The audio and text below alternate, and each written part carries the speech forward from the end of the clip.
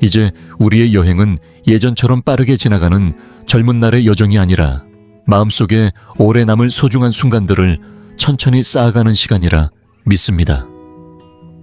그런데 놀랍게도 기차표 한 장을 사는 방식을 조금만 바꿔도 그 여정이 훨씬 가볍고 편안해질 수 있다는 사실 알고 계셨나요? 예를 들어 서울에서 부산까지 KTX를 타고 왕복으로 다녀오려면 보통은 12만 원, 비전, 가까운 비용이 들 수 있습니다. 하지만 방법을 조금만 바꾸면 그 금액을 7만 원 정도로 줄일 수 있습니다. 매년 몇 번씩 오가는 길에 이런 차이를 모르고 지나친다면 우리는 모르는 사이에 수십만 원을 허투루 쓸 수도 있는 셈입니다. 오늘 이 영상에서는 그러한 낭비를 막고 우리 어르신들께서 진짜 나만의 방식으로 여행을 떠날 수 있는 구체적인 방법들을 쉽고 친절하게 안내해 드리겠습니다. 특히 60살이 넘은 분들, 기차를 자주 이용하시는 분들께 큰 도움이 되겠지만 내용에는 조기 예매 요령과 인터넷 예약 팁도 함께 담겨 있으니 가족이나 친구와 함께 떠나는 여행에도 유용하게 적용하실 수 있습니다. 어렵고 복잡한 용어나 계산은 없습니다. 코레일과 SR 같은 철도 회사들은 연령대별 우대 할인, 회원제 혜택 일정 기간, 무제한 이용권, 그리고 인터넷에서만 받을 수 있는 특별 할인을 운영하고 있습니다.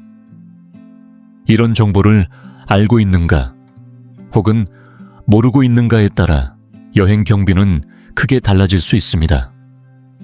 아직도 기차표는 역에 가서 직접 사야 한다고 생각하신다면 이번 기회에 놀라운 변화를 느껴보시기 바랍니다. 자리를 미리 인터넷으로 예약하는 것만으로도 비용 부담을 크게 줄일 수 있습니다. 이 영상에서는 예순 이후 어르신들의 열차 여행을 좀 더 현명하고 자유롭게 만들어줄 비결들을 차근차근 설명드릴 예정입니다. 회원 가입은 해야 할까? 며칠 전에 예약하면 좋을까? 사람이 적은 시각을 고르면 얼마나 아낄 수 있을까? 무제한 이용권은 어떤 일정에 잘 맞을까? 이 모든 내용을 실제 예시와 함께 안내해 드리겠습니다. 가장 중요한 것은 절약이 아닙니다. 우리의 시간과 에너지를 더 가치 있게 쓰기 위한 선택입니다. 마음과 몸이 원하는 속도로 가고 싶은 곳에 도달할 수 있도록 이동의 자유를 되찾는 것이 핵심입니다. 여행은 누구에게 빼앗긴 것이 아닙니다. 우리가 다시 선택할 수 있는 소중한 권리입니다. 앞으로의 시간을 더욱 풍요롭고 가볍게 만들기 위해 지금부터 저와 함께 천천히 알아가 보시죠. 자, 그럼 지금부터 첫 번째 구체적인 여정을 함께 시작해 보겠습니다. 먼저 우리에게 가장 익숙하고 규모가 큰 철도 운영사인 코레일에 대해 알아보겠습니다. 우리가 자주 타는 KTX와 ITX 새마을 열차 대부분은 바로 이 코레일에서 운영하고 있습니다. 그런데 이 시스템 안에는 어르신이라면 꼭 아셔야 할 아주 유용한 혜택이 숨어 있습니다. 바로 경로 우대 제도입니다. 이건 어떤 회비를 내야 하는 클럽이 아닙니다. 65살 이상이신 분이라면 누구나 자동으로 받을 수 있는 국가의 복지 혜택입니다. 조건은 단 하나, 나이 요건을 충족하면 됩니다. 그럼 어떤 혜택이 있을까요? KTX와 ITX 새마을, 열차의 일반석 승차권을 30% 할인된 가격으로 이용하실 수 있습니다. 하지만 한 가지 꼭 기억하셔야 할 점이 있습니다. 이 혜택은 평일, 그러니까 월요일부터 금요일까지만 적용됩니다. 주말이나 공휴일에는 적용되지 않습니다. 이 혜택을 받는 방법도 아주 간단합니다. 코레일톡 애플리케이션이나 홈페이지에서 예매하실 때 본인 인증이 완료된 계정으로 로그인만 하시면 시스템이 자동으로 나이를 인식해서 할인 혜택을 적용해 줍니다. 직접 창구에서 구매하실 경우에는 신분증만 보여주시면 됩니다. 추가 비용은 전혀 없습니다. 이러한 어르신 우대 혜택 외에도 모든 연령대가 이용할 수 있는 또 다른 할인 제도가 있습니다.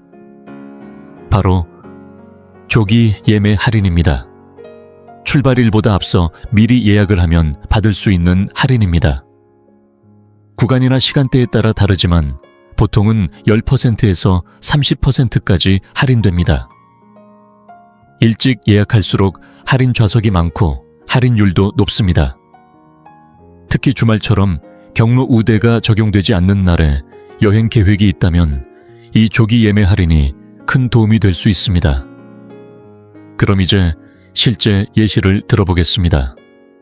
서울에서 천년의 고도 경주까지 여행을 간다고 가정해 보겠습니다. KTX의 편도 요금은 대략 49,000원 정도입니다. 그런데 어르신께서 목요일에 출발하신다면 경로 우대가 적용되어 요금은 대략 34,000원 정도로 줄어듭니다. 편대만 거의 15,000원을 아끼신 셈입니다. 반대로 토요일에 가실 계획이라면 약 2주 전에 미리 예매를 하시면 조기 예매 할인 덕분에 20% 정도 저렴한 표를 구하실 수도 있습니다. 그럴 경우 요금은 대략 39,000원 선이 됩니다. 실제로 박서연 어르신이라는 68살의 은퇴교사께서는 이러한 혜택을 잘 활용하셨습니다. 어르신은 주중을 골라 경주로 이 1일 여행을 다녀오셨는데요. 혼잡한 주말을 피하면서 코레일톡 앱을 통해 왕복으로 미리 예매하셨고 총 3만 원 가까운 금액을 절약하셨습니다. 그 절약한 금액으로 경주의 한 유명한 식당에서 정갈한 한정식을 드셨다고 하시더군요. 예전에는 망설였던 경험이었지만 이제는 오히려 더 여유롭고 만족스러웠다고 하셨습니다. 이처럼 코레일의 혜택은 단순한 할인 이상의 의미가 있습니다. 비용의 부담을 덜어내고 어르신들의 자유로운 여행을 응원하는 든든한 도구인 셈입니다. 이제 다음으로 또 하나의 중요한 철도 운영사를 살펴보며 우리 여정에 가장 알맞은 선택을 어떻게 하면 좋을지 비교해 보겠습니다. 코레일의 기본적인 우대 혜택을 잘 이해하셨다면 이제는 한 걸음 더 나아가 조금 더 깊이 있는 선택지를 알아보는 시간입니다. 서울에서 부산처럼 주요 노선을 이동하실 때 많은 분들이 고민하시는 두 가지 이름이 있습니다.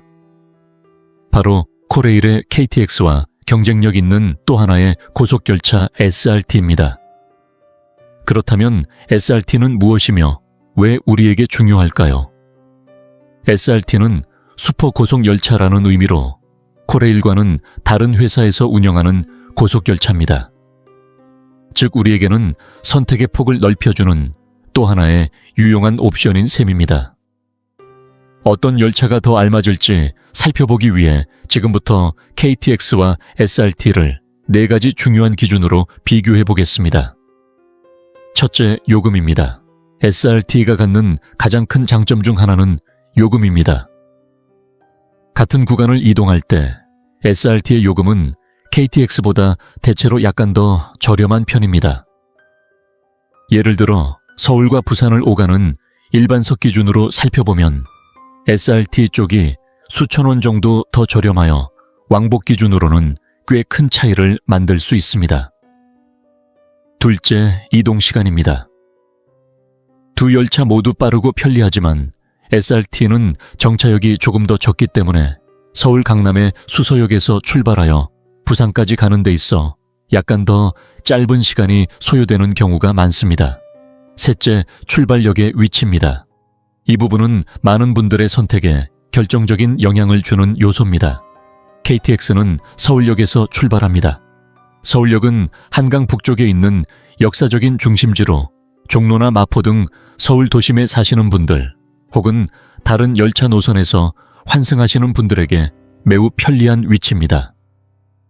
반면 SRT는 수서역에서 출발합니다. 수서역은 강남구에 위치해 있어 강남 송파 혹은 경기 남부 지역에 거주하시는 분들께는 시간과 이동 비용을 아끼는 훌륭한 선택이 될 수 있습니다. 따라서 자신이 사는 지역에 따라 어느 역이 더 가까운지 살펴보는 것이 중요합니다. 넷째, 열차 내 편의 시설입니다. SRT는 비교적 최근에 제작된 열차라 작은 부분에서 몇 가지 개선이 이루어졌습니다. 모든 좌석에 전원 콘센트가 설치되어 있어 기기 충전이 필요하신 분들께 더 편리합니다. 또한 다리 공간이 조금 더 넉넉하다는 평가도 있습니다. 하지만 KTX에는 SRT에 없는 특별한 좌석이 있습니다. 바로 동반석이라는 좌석입니다. 이 좌석은 4개의 좌석이 서로 마주보며 가운데 테이블이 있어 가족이나 지인들과 함께 여행할 때 매우 유용합니다. 4좌석을 한 번에 예매하면 총 요금의 15%를 할인받을 수 있습니다. 그럼 실제 상황을 하나 살펴보겠습니다. 이전에 등장했던 김민준 어르신께서는 산악 모임의 친구 3분과 함께 부산 여행을 계획하셨습니다. 그중 2분은 강남 근처에 살고 계셨고 김 어르신과 다른 한 분은 마포 인근에 거주하고 계셨습니다. 강남 쪽 친구분들은 수서역에서 출발하는 SRT가 가깝고 요금도 저렴하니 좋겠다고 말씀하셨습니다. 반면 김 어르신과 마포 쪽 친구분은 서울역이 가까워 KTX가 더 편하다고 하셨습니다. 결국 4분은 모두 함께 앉을 수 있는 동반석을 선택하여 KTX를 이용하기로 결정하셨습니다.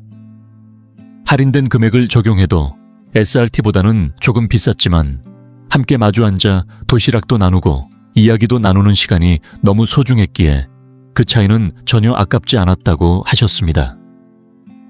결론적으로 KTX가 더 좋다 혹은 SRT가 더 낫다 하고 단정 지을 수는 없습니다.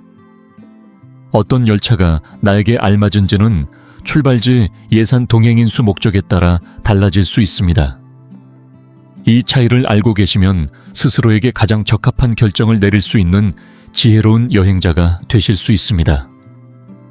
자, 이제 다음 장에서는 이런 주요 노선을 벗어나 조용하고 치유가 되는 여정으로 우리 함께 발걸음을 옮겨보도록 하겠습니다. 효율적인 선택을 위한 비교를 마쳤다면 이제는 조금 색다른 여행의 세계로 발걸음을 옮겨보겠습니다. 때로는 여행의 목적이 빠르게 도착하는 데 있는 것이 아니라 가는 길 자체에서 아름다움을 온전히 누리는 데 있을 수 있습니다. 강릉으로 향하는 철도 노선은 바로 그런 여정을 위한 완벽한 예시입니다. 서울에서 강릉까지 이어지는 KTX 경강선은 편리함 뿐만 아니라 전국에서 손꼽히는 아름다운 경관으로도 유명합니다. 열차가 도시를 벗어나 동쪽으로 달려갈수록 차창 밖으로 펼쳐지는 태백산맥의 장관이 눈앞에 펼쳐집니다. 이 순간 시간은 분으로 계산되지 않고 자연을 바라보는 고요한 마음으로 기록됩니다. 이처럼 여유롭고 탐방 중심의 여정을 위한 특별한 승차권도 존재합니다. 꼭 어르신 전용은 아니지만 잘 활용하면 아주 유용한 도구가 됩니다. 예를 들어 네일로 패스라는 특별 승차권이 있습니다. 원래는 청년층을 위한 상품이지만 코레일에서는 해마다 특정 기간 동안 연령 제한 없이 판매하는 특별판을 출시하기도 합니다. 3일에서 7일 정도 여행을 계획하시고 중간중간 작은 도시들을 둘러보고 싶으시다면 코레일 누리집에서 네일로 관련 소식을 꼭 확인해 보시기 바랍니다. 또 다른 추천 승차권은 광역철도 정기 승차권입니다. 이 승차권은 수도권 전철과 일반 열차를 정해진 지역 안에서 한 달간 자유롭게 탈 수 있도록 해줍니다. 도심을 벗어난 가까운 근교 여행을 자주 하시는 분들께 잘 맞는 상품입니다. 이제 실제 여행 일정을 하나 살펴보겠습니다. 김민준 어르신과 아내 박서연 여사께서는 주중 2일 1박 일정으로 강릉 여행을 다녀오셨습니다. 첫째 날 아침 9시에 서울역에서 KTX를 탑승하셨습니다. 책도 읽지 않고 졸지도 않으시며 2시간 가까이 차창 밖으로 펼쳐지는 산의 풍경을 온전히 감상하셨습니다. 강릉역에 도착하자마자 스마트 보관함에 짐을 맡기고 안목해변 커피거리로 향하는 버스를 타셨습니다. 그곳에서 바닷바람을 맞으며 산책을 즐기고 따뜻한 커피와 달콤한 디저트로 오후를 여유롭게 보내셨습니다. 저녁에는 주문진항에 들러 싱싱한 해산물로 저녁 식사를 하셨습니다. 둘째 날 아침에는 율곡 2가 태어난 오죽헌을 방문하셨고, 오후에는 바로 서울로 돌아오지 않고 바닷가를 따라 달리는 무궁화호를 타고 동해시까지 가셨습니다. 이 열차는 조금 느리지만 창밖으로 끝없이 펼쳐지는 푸른 바다를 보는 즐거움이 있었습니다. 동해역에서 또 다른 열차로 갈아타 서울로 돌아오셨습니다. 이 일정에서 김 어르신 부부는 KTX는 경로 우대 할인으로, 무궁화호는 저렴한 일반 요금으로 이용하셨습니다. 이동 경비는 아주 합리적인 수준이었고, 무엇보다도 급하지 않은 속도로 고속열차의 편리함과 완행열차의 여유로움을 모두 경험하실 수 있었습니다. 여기서 어르신들의 여행을 더욱 가볍게 만들어줄 작은 팁 3가지를 알려드립니다. 첫째 짐은 가볍게 준비하십시오. 기차역에는 스마트 보관함이 있어 짐을 맡기면 손이 자유로워져 편하게 걸을 수 있습니다. 둘째, 환승 시간은 넉넉히 잡으십시오. 열차를 갈아탈 경우 시간 여유를 충분히 둬야 조급하지 않고 여유 있는 여행이 가능합니다. 셋째, 현지 대중교통을 잘 활용하십시오. 강릉에는 주요 관광지를 순환하는 시티 투어 버스가 있습니다. 열차표와 함께 이용하면 길 찾기도 편하고 비용도 절약됩니다. 코레일이 제공하는 이 모든 도구들은 단순한 승차권이 아닙니다. 우리 삶의 리듬과 바람에 맞는 가장 나다운 여행을 스스로 설계할 수 있게 도와주는 열쇠입니다. 빠르게 도착하는 것보다 풍경을 깊이 바라보는 것이 더 소중할 때가 있습니다. 그럴 때 오늘의 이 정보들이 여러분께 도움이 되길 바랍니다. 이제 지금까지 함께 정리한 내용을 차근차근 되짚어 보겠습니다. 지금까지 우리는 대한민국에서 기차를 더 현명하게 타는 여러 가지 방법을 함께 살펴보았습니다. 코레일의 기본 혜택인 경로 우대 정책부터 시작해서 KTX와 SRT를 비교하며 더 나은 선택을 하는 방법, 그리고 자연의 풍경을 만끽할 수 있는 여유로운 여행 계획까지 하나하나 함께 배워보았습니다. 각각의 방법은 조건도 다르고 요금도 제각각이지만 공통된 진리는 하나입니다. 알고 있으면 반드시 이득이 되고 모르고 있으면 불필요한 돈을 계속 내게 된다는 사실입니다. 이제 그 내용을 정리해 볼까요? 먼저 조건이 필요한 혜택과 모두에게 열려있는 혜택이 있습니다. 경로 우대는 아주 훌륭한 제도이지만 65살 이상 그리고 평일이라는 조건이 붙습니다. 반면 조기 예매 할인은 나이와 상관없이 누구나 사용할 수 있습니다. 즉 어르신께서는 경로 우대를 함께 여행 가는 자녀나 손주들은 조기 예매를 활용하면 가족 전체가 합리적인 비용으로 함께 여행을 즐길 수 있습니다. 다음으로 단순한 할인과 전략적인 선택의 차이입니다. 30% 할인이나 조기 예매는 그때그때의 비용을 줄이는 직접적인 수단이지만 KTX와 SRT 중 어떤 노선을 고를지, 어느 역에서 출발할지를 고민하는 것은 시간과 체력까지 고려한 보다 큰 전략입니다. 때론 몇 분 일찍 도착하는 것보다 집에서 가까운 역에서 편하게 출발하는 것이 몸과 마음 모두에 더 큰 여유를 줄 수 있습니다. 제가 꼭 전하고 싶은 핵심은 이것입니다. 절약은 단순히 아끼는 것이 아닙니다. 슬기롭게 활용하면 여행 예산에 여유가 생깁니다. 그 여유는 더 맛있는 식사, 더 편안한 숙소, 혹은 소중한 사람에게 전할 작은 선물이 되어 여행 전체의 품격과 만족을 높여줍니다. 결국 절약은 시간과 건강을 소중히 여기는 태도이며 우리 삶을 더 넉넉하게 만들어주는 지혜입니다. 나이는 멈춤의 이유가 아니라 이제는 내가 진짜 원하는 곳을 찾아 직접 발걸음을 옮길 수 있는 두 번째 시작입니다. 가고 싶었던 곳을 가보고 보고 싶었던 풍경을 바라보고 새로운 사람들과 인연을 맺는 그 여정을 이제는 나 자신을 위해 걸어보는 건 어떨까요? 오늘 제가 나눈 정보들이 그런 자유로운 여행의 첫걸음에 도움이 되기를 진심으로 바랍니다. 그리고 마지막으로 제가 작은 바람 하나를 전해도 될까요?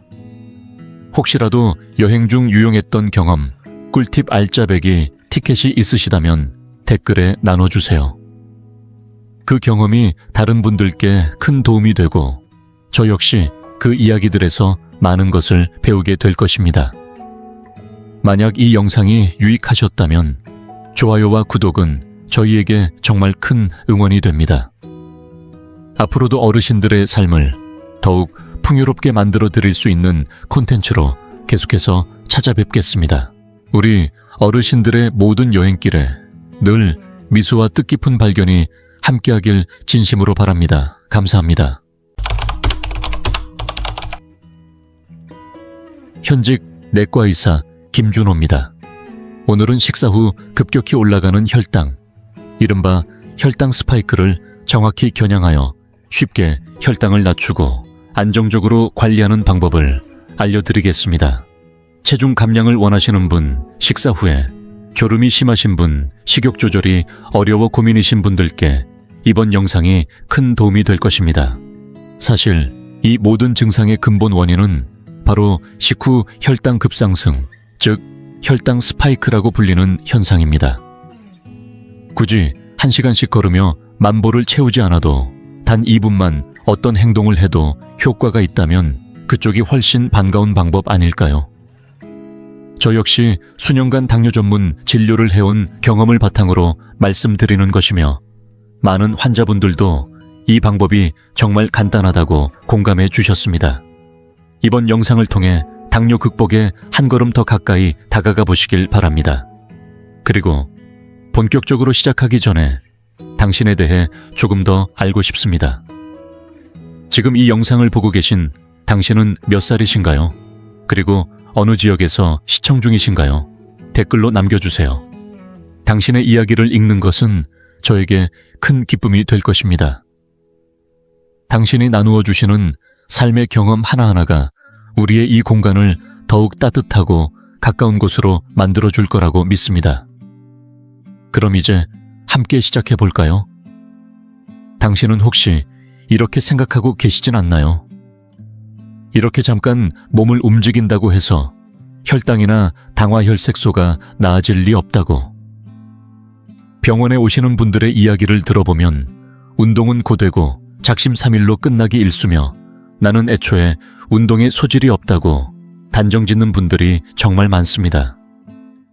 그런데 혈당 조절을 위해선 결국 어느 순간엔 운동을 시작해야만 합니다. 하루에 10,000보씩 걷는다고 하시는 분들, 매일 1시간씩 빠짐없이 걷는다고 자부하시는 분들, 저도 정말 많이 만나 뵈었습니다. 일반적으로는 그런 분들이 참 대단하다며 칭찬받곤 하시지요. 그런데 걷기라는 행위 자체가 반드시 효과적이라고 단정지을 수는 없습니다. 때로는 일정 조건을 충족하지 못하면 별다른 효과가 없다는 보고도 있습니다. 그래서 오늘은 그 부분에 대해서도 자세히 짚어보고 실제로 제가 직접 해본 간단하면서도 효과가 뚜렷한 방법을 소개해 드리려 합니다. 많은 분들이 걷는 양이 많을수록 건강에 좋다고 믿으시지만 의학적으로는 하루 1시간 이상 걸어도 그렇지 않은 경우와 큰 차이를 보이지 않는다는 연구도 존재합니다. 게다가 당뇨는 대부분 40세 이후에 많이 나타나는 질환이기 때문에 무리한 걷기 운동은 다리, 허리, 고관절에 큰 부담을 줄 수 있습니다. 처음에는 건강을 지키기 위해 시작한 걷기였는데 오히려 통증이 심해져서 걷는 것조차 어려워졌다는 분들 실제로 많습니다. 근육이 점점 약해지면서 혈당이 잘 안 떨어지고 아무리 걷는 시간을 늘려도 당화혈색소 수치가 좀처럼 내려가지 않아 답답함을 느끼는 분들. 그러다 보니 어느 순간 매일 걷던 일상이 중단되고 병원에서 수치가 더 나빠졌다는 얘기를 듣고 나면 의사에게 혼날까 두려워서 병원 가는 것조차 꺼리게 되는 경우도 생깁니다. 운동 자체에 대해 부정적인 인식이 굳어지고 결국 운동을 피하게 되는 흐름은 실제 진료 현장에서 자주 마주하는 현실입니다. 예전에 저희 마포구에 있는 의원에 다니던 여성 환자분이 계셨습니다. 원래는 종합직으로 일하며 하루 종일 바쁘게 돌아다니시던 분이었는데 어느 날 사무직으로 이직하신 후부터 혈당과 당화혈색소 수치가 눈에 띄게 나빠졌습니다. 지금은 식사 조절과 약물 적절한 운동을 병행하며 당화혈색소를 6%대로 잘 유지하고 계시지만 그분을 통해 저도 다시금 운동의 중요성을 절실히 느낄 수 있었습니다. 정말로 중요한 건 숫자도 시간도 아닙니다. 진짜 핵심은 바로 근육입니다. 잠시 상상해보세요. 우리가 밥을 먹으면 혈당이 쭉 올라가죠. 그때 우리 몸 안에서는 인슐린이라는 호르몬이 작동을 시작합니다. 혈액 속의 당을 근육이나 간으로 이동시키라고 명령을 내리는 겁니다. 그런데 만약 당신의 근육이 충분히 크고 활발하게 움직이고 있다면 그 당은 순식간에 흡수되어 혈당 수치가 빠르게 안정됩니다. 반대로 근육이 작고 잘 쓰지 않는 상태라면 당을 담을 그릇이 작기 때문에 결국 혈액 속에 당이 넘쳐나게 되는 거죠. 이로 인해 혈당은 떨어지지 않고 당화혈색소 수치도 개선되지 않습니다. 더 나아가 흡수되지 못한 당은 지방으로 전환되어 체중 증가로 이어지고 다시 혈당이 더 잘 오르는 체질이 되는 악순환에 빠지게 됩니다. 그래서 오늘은 이런 상황을 막기 위해 무리하지 않으면서도 근육을 키우는데 초점을 둔 쉬운 운동들을 함께 해보려고 합니다. 지금부터 제가 추천하는 첫 번째 동작을 알려드릴게요. 핵심은 하체처럼 큰 근육을 집중적으로 움직이는 것입니다. 누구나 부담 없이 따라할 수 있는 동작만 골라 소개해 드릴 테니 가능하시면 이 영상을 식사 후에 함께 따라 해보셔도 좋습니다. 우선 등을 곧게 펴고 똑바로 섭니다. 두 발은 어깨 너비로 벌려주세요. 그런 다음 발 뒤꿈치를 천천히 들어 올려 까치발을 만드는 느낌으로 3초 동안 유지합니다. 그리고 천천히 내려옵니다. 이 동작을 30회 반복해 봅시다. 우리 몸의 근육 중 절반 이상, 정확히는 60자 70%가 하체에 집중되어 있다고 알려져 있습니다. 그 중에서도 종아리 근육은 제2의 심장이라고 불릴 정도로 중요한 부위입니다. 종아리를 제대로 자극해주면 온몸의 혈류순환이 좋아지고 그만큼 근육이 당을 더욱 잘 받아들이게 되어 혈당도 자연스럽게 떨어집니다. 균형 잡기가 어렵거나 넘어질까 걱정되시는 분들은 책상이나 의자의 등받이를 가볍게 짚은 채로 하셔도 괜찮습니다. 단체중을 과하게 기대면 허리에 무리가 갈 수 있으니 손끝만 살짝 올리는 느낌으로 안전하게 진행해 주세요. 혹시 다리에 쥐가 나거나 피로감이 느껴진다면 중간에 쉬셔도 전혀 문제 없습니다. 막상 해보면 30회가 꽤 길게 느껴지실 거예요. 종아리가 살짝 당기거나 아픈 듯한 느낌이 든다면 그건 운동 효과가 나타나고 있다는 증거입니다. 목표는 30회지만 처음부터 꼭 그렇게 하실 필요는 없습니다. 5회든 10회든 지금 이 자리에서 도전해보는 것 자체가 이미 훌륭한 첫걸음입니다. 하루에 10,000보를 걷는 건 생각만 해도 부담스럽죠. 그런데 딱 2분만 바깥 공기를 쐬고 오면 된다고 하면 그건 한 번쯤 해볼 만하지 않으신가요? 저도 사실 운동을 별로 좋아하지 않고 굳이 하고 싶지도 않은 사람이지만 2분쯤이라면 망설임 없이 나갈 수 있습니다. 그냥 현관을 나서서 가볍게 기지개 한번 펴고 집 근처 골목이나 직장 건물 주변을 한 바퀴 천천히 돌아보는 것만으로도 충분합니다. 이 짧은 외출이 생각보다 상쾌하고 기분 좋게 느껴지는 날이 있고 어쩌다 보면 10분, 20분씩 걷게 되는 경우도 생기더라고요. 억지로 운동해야지, 걸어야 하니까 라는 압박에서 시작하는 게 아니라는 점이 오히려 계속 해낼 수 있는 비결일지도 모릅니다. 예를 들어 직장에서 점심시간을 보내고 나면 밥은 먹었는데도 왠지 달콤한 게 당기고 무언가 허전한 느낌이 드는 순간이 있지 않으신가요? 특히 바깥에서 외식을 하고 들어온 날이면 더더욱 그런 생각이 들곤 하죠. 이럴 때 그냥 커피 한 잔 마시고 싶은데 당뇨가 있거나 혈당이 걱정되는 분들은 망설이게 됩니다. 특히 달콤한 라떼나 크림이 잔뜩 올라간 음료는 괜히 죄책감까지 생기잖아요. 하지만 꼭 참는 것만이 정답일까요? 저희 병원에서 진료하시는 이정희 원장님께서도 실험 삼아 직접 해보신 적이 있습니다. 평소 좋아하던 프라푸치노를 사서 가볍게 걸으면서 천천히 마셨더니 식후 혈당 상승이 놀랍도록 억제됐다는 결과가 나왔습니다. 물론 이건 어디까지나 혈당 급등을 완화시키는 타협 전략일 뿐이지 다이어트나 건강을 위해 권장하는 습관은 아닙니다. 하지만 가끔은 이렇게 스스로에게 숨 쉴 틈을 주는 것도 일상을 오래 유지해 나가기 위해 필요한 여유라고 생각합니다. 운동의 좋은 점은 시간을 따로 만들어야만 할 수 있는 게 아니라는 데 있습니다. 뭔가를 하면서 자연스럽게 몸을 움직이는 것, 바로 그게 곁들임 운동의 핵심입니다. 이정희 원장님도 실제로 생활 속 나도 모르게 운동이라는 주제로 영상을 찍은 적이 있는데요.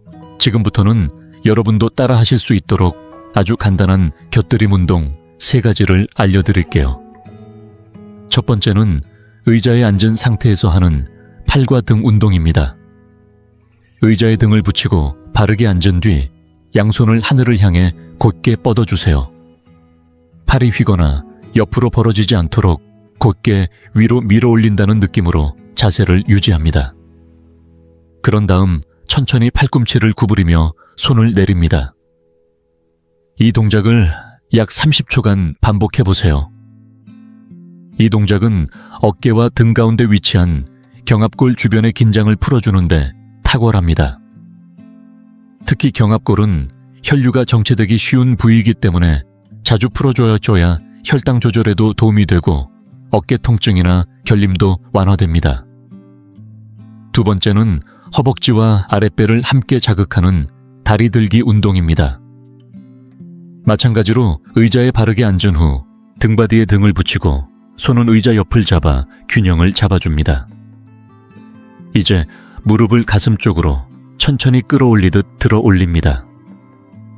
오른쪽, 왼쪽 각각 한 번씩을 한 세트로 총 10세트를 목표로 해보세요. 만약 앉은 자세가 익숙해지셨다면 요리를 하거나 빨래를 널 때처럼 서 있는 일상 중에도 해보실 수 있습니다.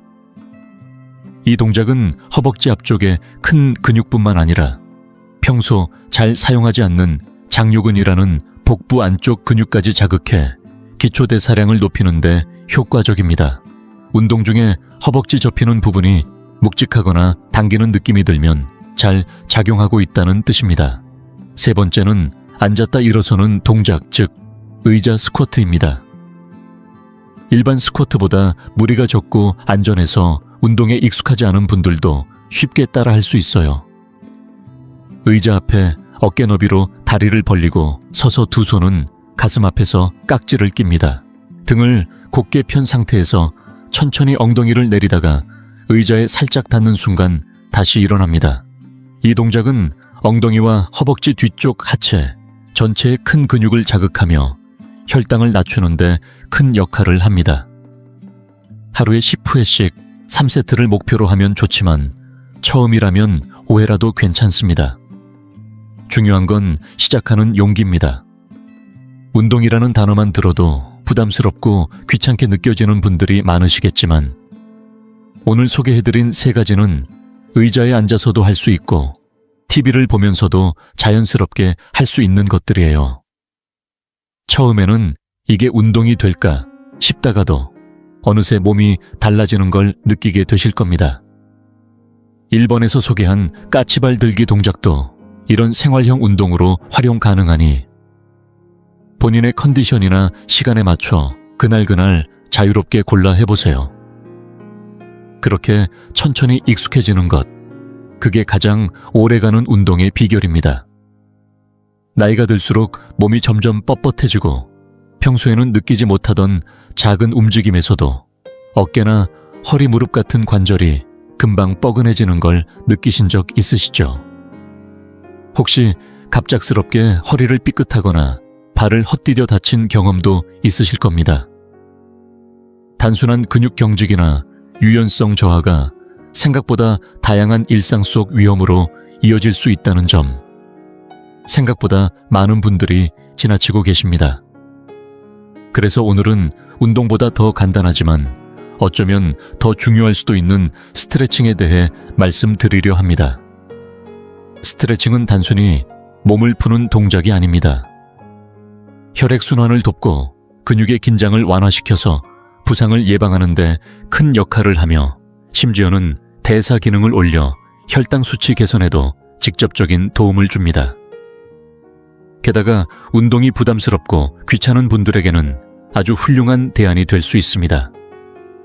억지로 숨을 헐떡이며 땀 흘릴 필요 없이 가볍게 몸을 늘려주는 것만으로도 충분히 건강에 좋은 효과를 낼 수 있다는 건 정말 매력적인 이야기죠. 오늘은 그런 스트레칭 동작 중에서도 특히 효과가 좋고 누구나 따라하기 쉬운 3가지 기본 동작을 먼저 소개해드리겠습니다.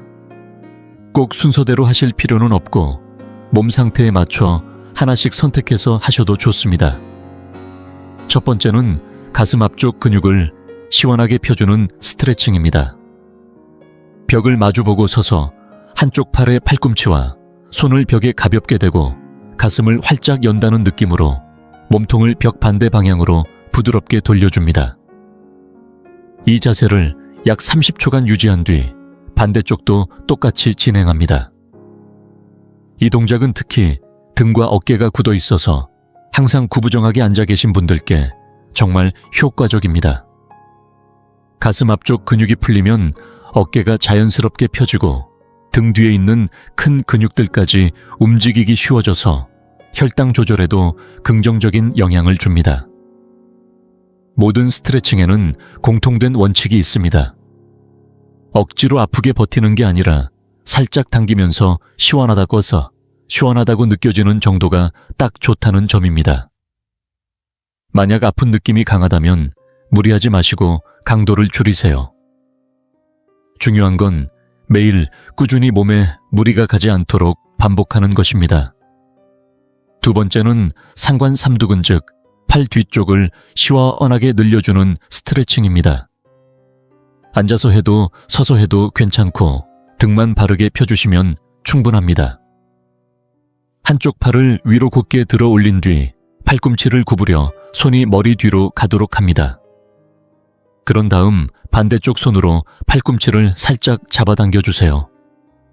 무리하지 않도록 아프지 않은 선에서 당겨주는 것이 중요하고 팔 뒤쪽이 편안하게 늘어나는 느낌이 들면 제대로 하고 계신 겁니다. 각 팔마다 20초 정도씩 유지해줍니다. 어깨 통증이 있으신 분은 팔을 너무 깊게 구부리지 마시고 가볍게 접는 정도로 시작하셔도 좋습니다. 이 부위는 어깨뼈와 연결되어 있어서 스트레칭을 꾸준히 해주면 어깨 결림이나 통증이 개선되고 팔 움직임도 훨씬 부드러워집니다. 특히 팔이 자주 뻐근하거나 높은 곳에 손을 올리는 게 힘드셨던 분들에게 적극 추천드립니다. 세 번째는 경합골, 즉 어깨 뒤에 날개뼈를 집중적으로 풀어주는 스트레칭입니다. 경합골 주변은 장시간 앉아있는 직장인들이나 어르신들 모두에게 피로가 누적되기 쉬운 부위입니다. 우선 한 손은 허리에 살짝 얹고 반대 손으로 팔꿈치를 감싸듯이 잡은 후 앞으로 가볍게 당겨줍니다. 등이 굽지 않도록 자세를 유지하면서 이 상태를 30초간 유지해주세요.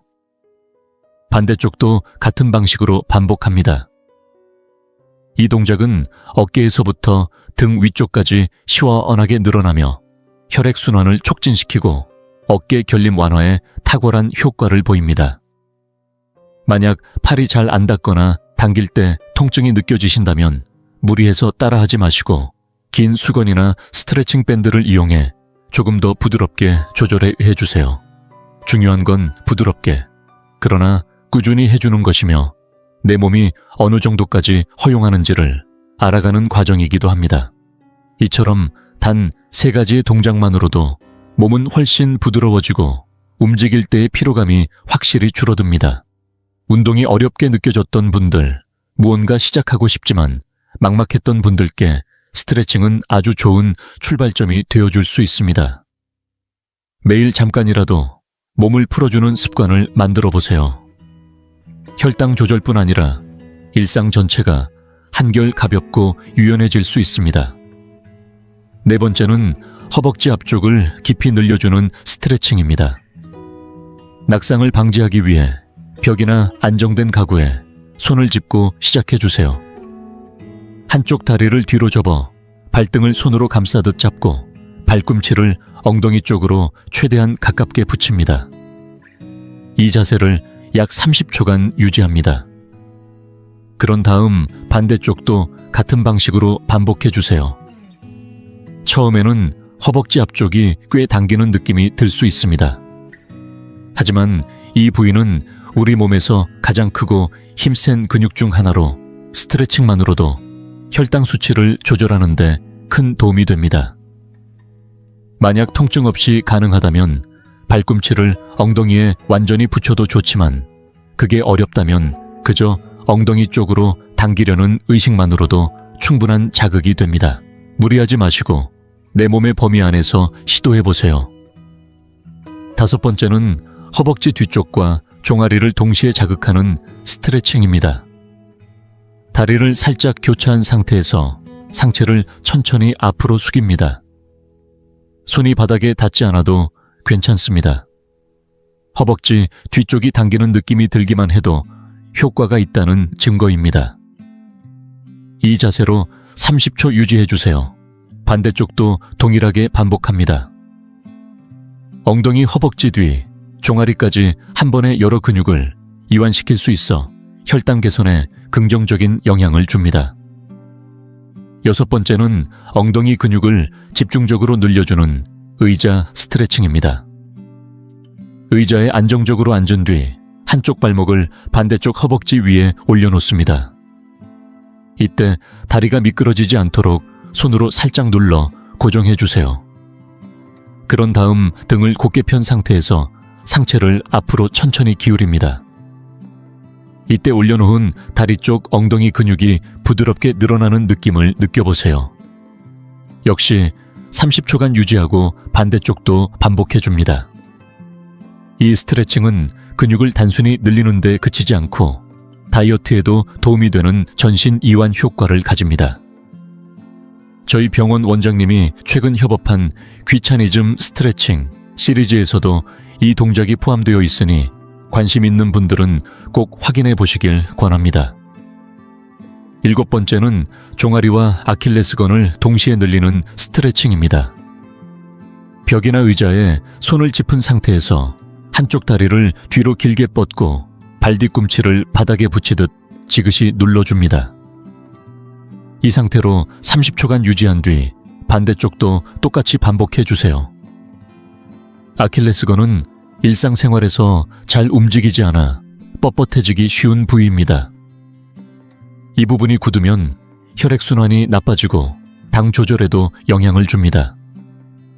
스트레칭을 통해 아킬레스건과 종아리를 함께 풀어주면 혈류 흐름이 원활해지고 결과적으로 혈당 조절 효과도 더 높아집니다. 이 운동은 실제로 대한당뇨학회 등에서도 자주 언급될 만큼 효과가 입증된 방법입니다. 혈당을 조절하고 근육을 유지하는데 매우 탁월하며 특히 하체를 천천히 7초에 걸쳐 움직이는 것에는 중요한 의미가 있습니다. 사람의 근육 중 약 60-70%가 하체에 집중되어 있다고 알려져 있는데요. 특히 허벅지와 엉덩이처럼 큰 근육을 쓰게 되면 그만큼 많은 당을 에너지로 소비하게 됩니다. 이는 곧 혈당 수치와 당화혈색소 개선에 직접적인 영향을 줍니다. 하체 근육은 나이가 들수록 빠르게 약해지기 때문에 방치하면 균형 감각 저하나 보행 장애로 이어질 수 있습니다. 어떤 나이가 되더라도 스스로 걷는 삶을 이어가고 싶지 않으신가요? 먼저 양발을 어깨 너비보다 1.5배 정도 넓게 벌리고 엉덩이를 천천히 7초에 걸쳐 아래로 내립니다. 이때 허벅지가 바닥과 평행이 되도록 내려가며 무릎이 발끝보다 앞으로 나가지 않도록 주의해 주세요. 그런 다음 7초에 걸쳐 천천히 다시 일어섭니다. 근육은 늘어나는 동안 더 강한 자극을 받기 때문에 시간을 들여 천천히 하는 것이 매우 중요합니다. 이렇게 느리게 반복하면 근육에 충분한 자극이 전달되고 당을 흡수하는 능력도 높아집니다. 그래서 7초 동안 천천히 움직이는 방식이 핵심입니다. 이 슬로우 스쿼트 생각보다 꽤 힘들죠. 하지만 매일 꼭 할 필요는 없습니다. 자신의 몸 상태와 체력을 고려하면서 식후 운동을 일상 속에 천천히 녹여가면 됩니다. 저 역시 나이가 들면서 근육 감소를 체감하고 있기에 이번 기회에 꾸준히 운동하는 습관을 다시 세워보려 합니다. 우리 함께 천천히 그러나 꾸준히 이어가 봅시다. 이 영상이 유익하고 흥미로우셨다면 주저하지 마시고 좋아요를 눌러주시고 채널 100세 인생 이야기를 구독해주세요. 또한 이 영상이 필요할 것 같은 분들에게 공유해주시면 큰 힘이 됩니다. 여러분의 응원 덕분에 100세 인생 이야기는 앞으로도 의미 있는 콘텐츠를 통해 노후의 삶의 실질적인 정보와 가치를 전해드릴 수 있습니다. 함께 해주셔서 진심으로 감사합니다. 다음 영상에서 다시 뵐 수 있기를 기대하겠습니다.